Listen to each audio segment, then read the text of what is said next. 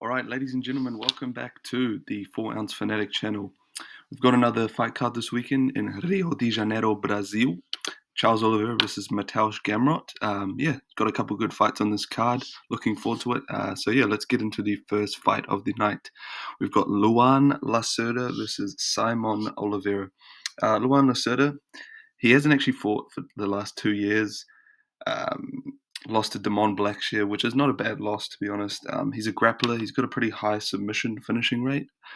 10 out of his 12 wins have been by submission. And he's going up against Simon Oliveira, who is 0-3 in the UFC. He got KO'd by Daniel, what is his name? David Martinez, David Martinez in his last fight.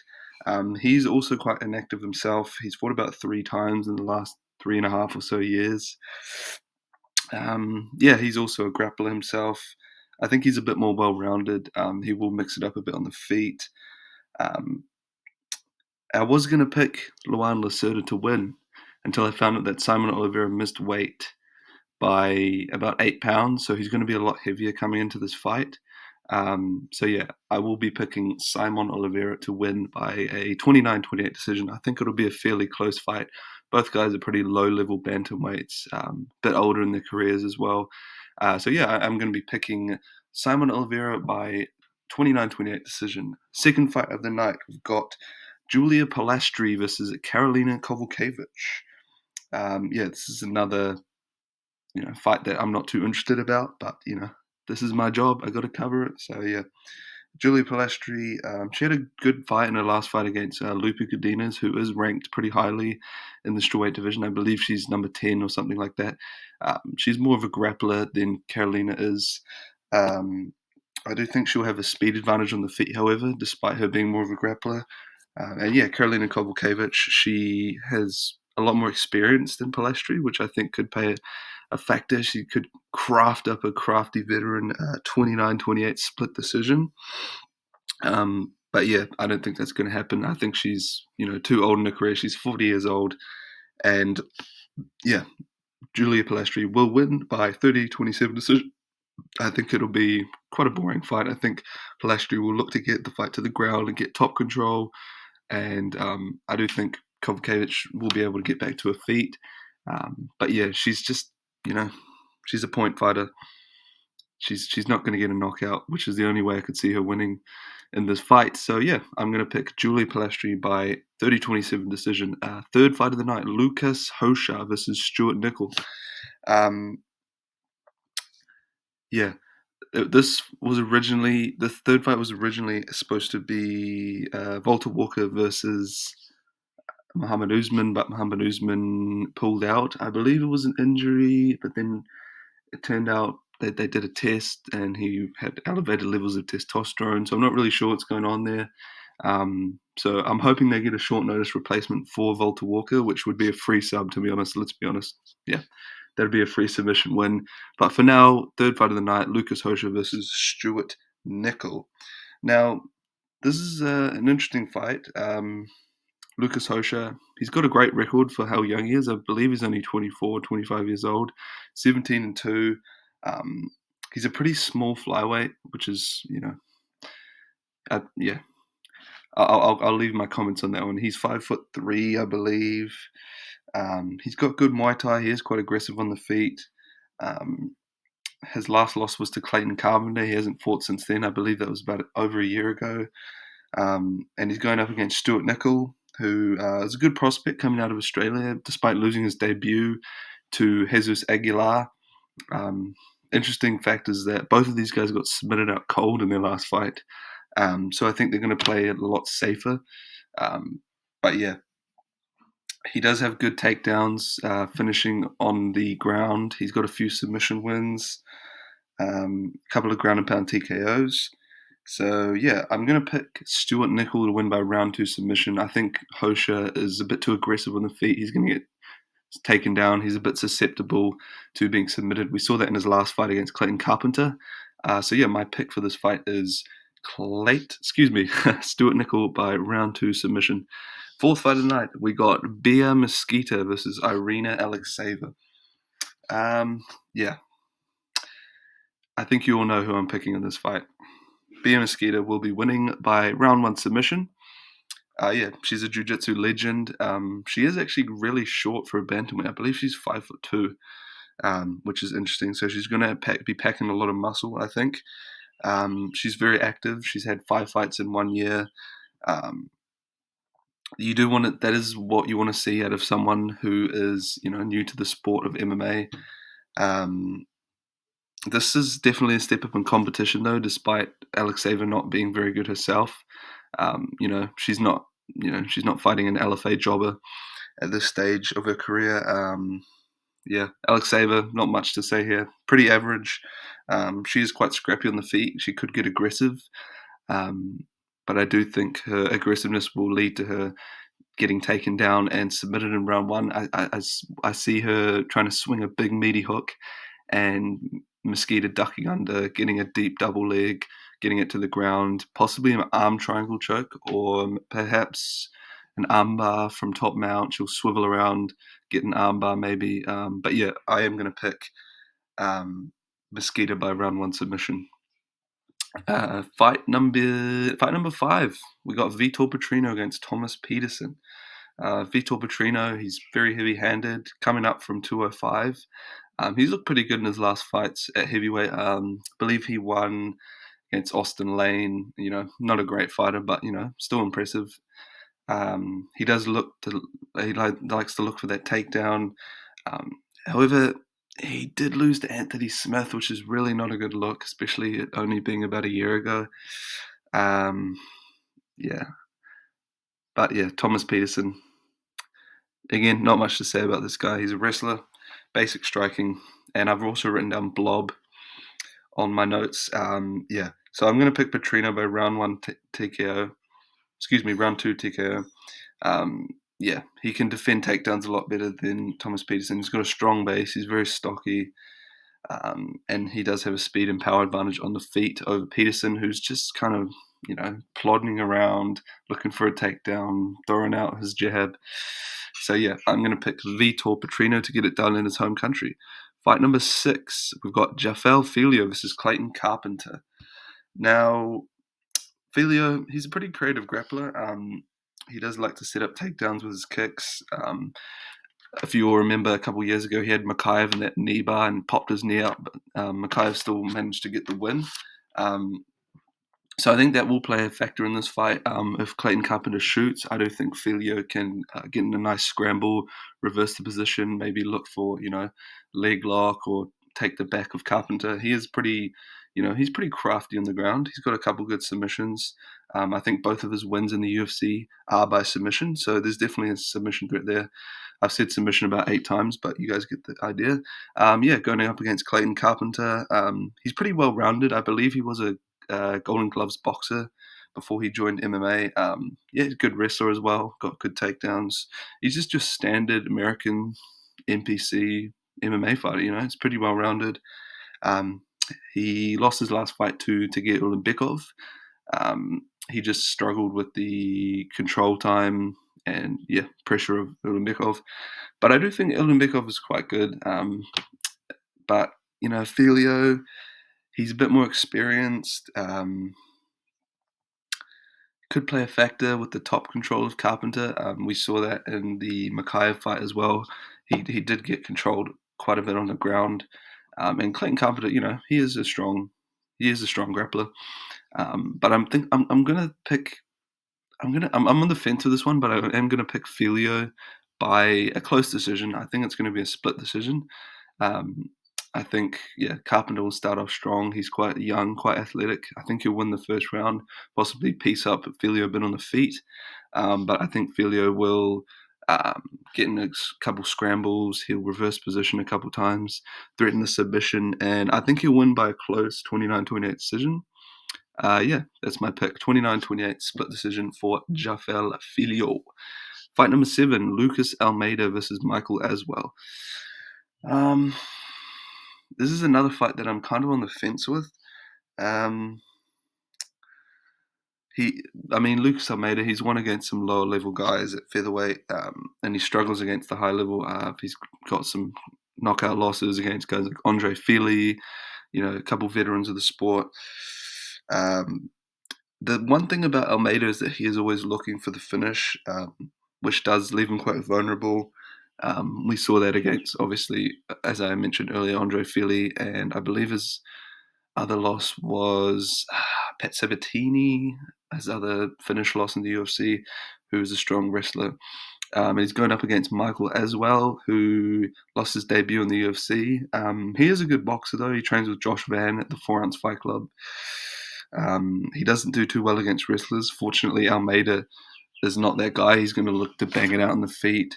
He's got good jiu-jitsu as well. But I do think that Aswell will be skilled enough on the feet, and he'll be able to fend takedowns if Almeida is looking for them. So I'm going to pick Aswell by probably around 3 TKO. I think he might struggle early on with the pressure of Almeida. But yeah, I do think his boxing is a bit cleaner, and he's a bit more athletic than Almeida, a bit younger too, I believe. And yeah, so I'm going to pick Michael Aswell by probably around 3 TKO. Yeah, that's my pick. Michael Aswell, round 3 TKO. Ricardo Ramos versus Khan Offley is fight number 8 of the evening. Ricardo Ramos, he's got good Muay Thai, good striking on the feet, likes to use his range a lot. He's quite tall for featherweight. He's got a couple spinning elbow knockouts, which could play a factor. We've seen Khan Offley be knocked out in his debut against what's his name, Myron Santos. Yeah, although the fact is, Ramos is a bit chinny at 145. He's a bit chinny. He's a bit of a jobber. I had to write those two classic phrases down. He's a bit chinny. He's a bit of a jobber. But I think he is skilled enough to get this one done against Khan Offley. Because the thing about Ramos is, if he's getting finished, it's in round 1, and I don't think that Offley is going to have the skills to do that. He doesn't have that much power on the feet. He's a strong wrestler. Obviously, coming off tough, lost his debut by knockout. I think he is going to come out quite aggressive in the first round, looking for that takedown, looking for the top control, because he is 0-2 in the UFC, and he does need a win. Yeah, this is he's going to look for the clinch. I'm going to pick Offley, though. Oh, this is another one that I'm fence sitting, though, but I do think that Offley will be able to get him to the ground and play it safe, and yeah, probably win a 29-28 decision. So yeah, my pick will be 29-28 decision for Khan Offley. Jonata Diniz versus Mario Pinto is fight number 9 of the evening. Jonata Diniz, he's a former Glory kickboxer. He does have 0 grappling, though. He lost his only loss in his career is to Marcin Tybura. He got dominated in the grappling. And I do think Pinto does have decent wrestling, decent takedowns. We haven't really seen that much in his UFC career because he's been knocking guys out mostly. And Pinto, yeah, he's an undefeated prospect at 265 at heavyweight, which is quite rare. You don't really see that much in heavyweight because it's so shallow these days. He's a powerful puncher. And although the thing about Pinto is, the thing I don't like about this fight is that a lot of people will be picking Pinto, I think, because he's younger, he's more powerful. But he was losing to Austin Lane until he got a KO, which I don't think is going to fare well for him in this fight. I think Diniz is a much, much better heavyweight than Austin Lane is. He's a lot more experienced of a striker than Pinto as well. Obviously, fighting in Glory Kickboxing. He is younger and more athletic than Diniz, however. Yeah, I'm actually gonna pick Diniz here to win by probably a boring 30-27 decision. I think they're just gonna be plodding around, looking for the big shot.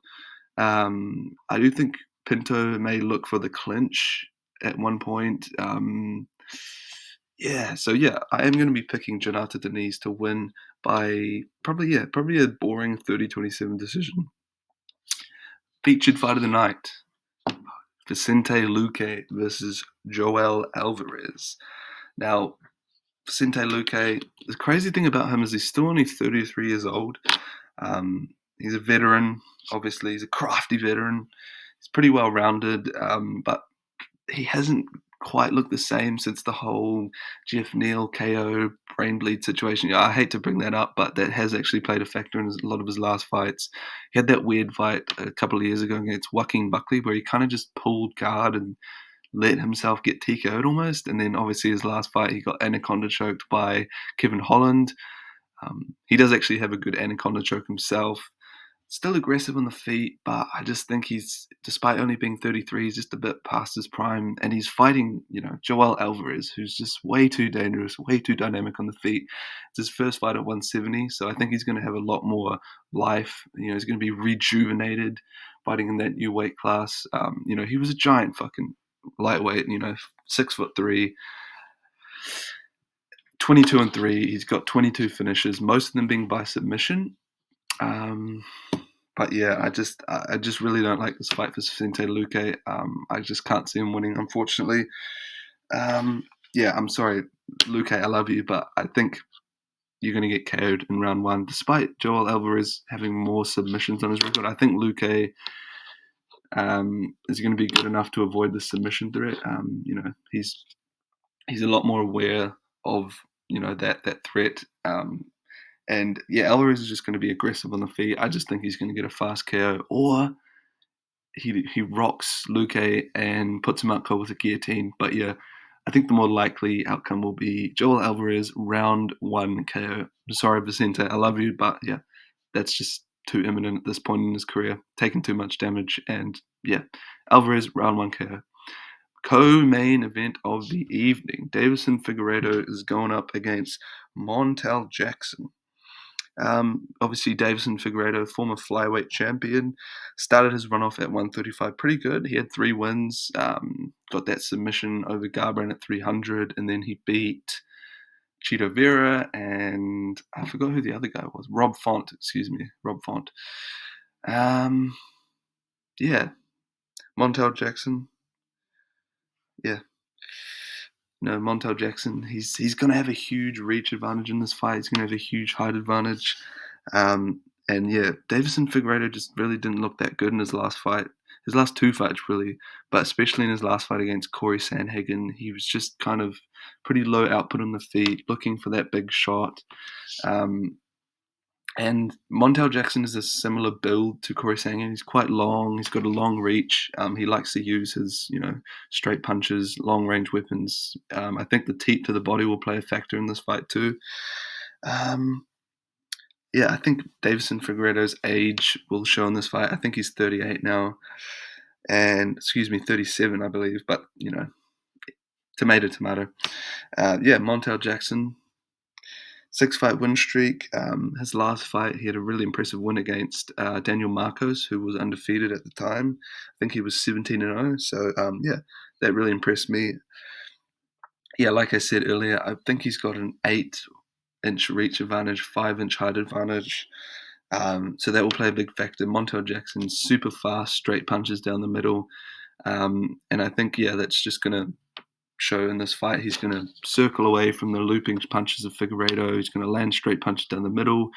Probably use a lot of leg kicks, teeps to the body, just keep Figueiredo away from him. I do think Figueiredo is good enough to be able to get the takedown in this fight, but I do think Jackson will get back to his feet, circle away, land his big shots. So yeah, I don't think Figueiredo is going to get knocked out. So I think Montel Jackson will be able to, keep Figueiredo at range. I think the crowd will be booing as Montel Jackson will be playing his game. He'll be keeping his range, circling away from the aggressiveness of Figueiredo, defending takedowns. I don't think it'll be the most exciting fight, but I think I'm going to pick Montel Jackson to win by 29-28 decision. Now, a lot of people will be picking. I think a lot of people will pick Figueiredo because they're like, "Oh, who the fuck is Montel Jackson? Who has he beaten?" But I think at this stage of Figueiredo's career, he's just a bit washed, unfortunately. And Jackson is a lot younger. He's on he's got a lot of momentum, a lot taller. Yeah, Montel Jackson, 29-28 decision. I think it'll be a bit boring, but I think Jackson will play it safe on the feet, and yeah, he's going to win. Main event of the evening. Now, this is a fight I'm very looking forward to. I'm very excited for. Charles Oliveira versus Mateusz Gamrot. Obviously, Charles Oliveira, he's a former lightweight champion. We all love him. We all hated to see that last fight against Ilia Topuria, where he got KO'd out cold, and that was only 4 months ago. So I am a little bit worried about his chin in this fight. I do think Gamrot is a bit sneaky in the feet. He does have a lot better punching power than what people think. You know, he dropped Dan Hooker, um, but yeah, Charles Oliveira will be fired up fighting in his home country. I think he's 6-0 in Brazil in the UFC. He's undefeated um, in his home country. He is very dangerous off his back with the submissions, which I think will play a factor in this fight. Um, Gamrot is quite relentless with his full pressure, looking for that takedown always. Something I wrote down in my notes with Gamrot is wild dog chasing a rope. That's when I'm watching Gamrot fight. That's what I'm thinking about. I'm thinking of him. He looks like when he's chasing that takedown. He's hunting forward. He just reminds me of if you guys own a dog, you'll know like if you give them a rope, they're fucking like they're just relentless. They're chasing forward. They're just looking for that fucking thing. So aggressive. And that's what Gamrot reminds me of when he's looking for the takedown, the way that he fights. Um, However, I will be interested to see his game plan in this fight, as I'm sure he's aware enough to know that Oliveira is very dangerous off his back. So if he gets in a scramble, if he, looking for that double leg, looking for that single, pressing him up against the cage, he will be aware. I think he's good enough of a fighter to know that the submission threat is there for Oliveira. He's got the triangle, the guillotine, so many submissions off his back. That's where Oliveira's submissions are most dangerous. He's not really a top control submission guy. He likes to jump a guillotine, triangle, stuff like that. It is a dangerous game to play, which will be interesting to see. I think he's going to be a bit more cautious with his takedowns. I think he'll mix it up a bit more on the feet in this fight. But I also think his full pressure could leave him open to being rocked in the feet by Oliveira, who I think a lot of people will be picking Gamrot to win this fight, as Oliveira, he only got knocked out 4 months ago. Why is he taking this fight? But Gamrot is coming in on short notice. I believe 2 or 3 weeks short notice. He's at a short camp. I'm sure he's always in shape, but yeah, my prediction for this fight is Charles Oliveira by round 2 submission. I think he's going to lose round 1. I think Gamrot's going to be very aggressive early on. He's going to take down Charles Oliveira. And then in round 2, I think Gamrot's going to rush forward, doing his same old, wild dog, chasing the rope. He's chasing the rope. And I think he's going to get rocked in the feet by Oliveira. I mean, people don't realize this guy got rocked by, he's got rocked by RDA. He's got rocked by, Ludovic Klein, which is why he's so relentless with the takedown. He knows he's not the best striker in the world. And despite the fact that Charles Oliveira's chin is probably a lot worse than Gamrot's at this point in his career, I do think in round 2, Gamrot's going to rush forward. Charles Oliveira will rock him. Gamrot will shoot up against the fence. And yeah, I think Charles Oliveira is going to latch up a guillotine and win by round 2 submission. Do Bronx is back, baby. That's all I'm going to say. I could be completely wrong about this fight. Another outcome I could see happening is that Gamrot will just smudge him and win like a dull 48-47 decision where Oliveira looks good on the feet, but he keeps getting taken down. But yeah, I think I'm going to go out on a limb here and I'm going to pick Charles Oliveira by round 2 submission. So yeah, thank you for watching, everyone. That was my picks for UFC Fight Night Oliveira versus Gamrot. Hope you all enjoyed the video. Please subscribe, like, comment, all that good stuff. Yeah, and I will see you guys next week for the next fight night. Goodbye.